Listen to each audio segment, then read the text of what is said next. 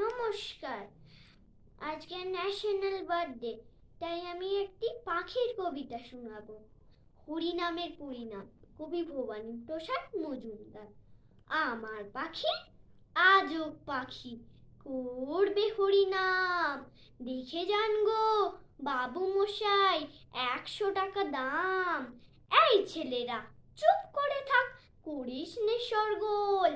বল তো পাখি, বল একবার, বল হরি বল। সত্যি পাখি, বল হরি বল। বলেই দিল জোরে। বংশী বাবু 100 টাকায় নিলেন খাঁচা ধরে।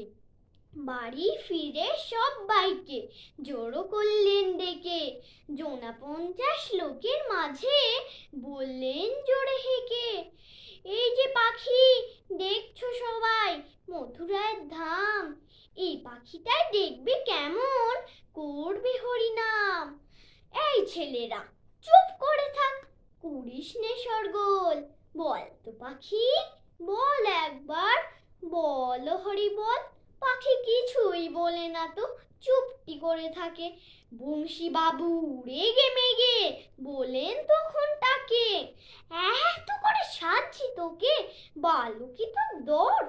দোহাই পাখি, বল হরি বল, নইলে খাবি চোর। বললে পাখি চুপ করে থাক, এখন আমি শুই। বল হরি বল বলবো বরে, মরবি যখন তুই।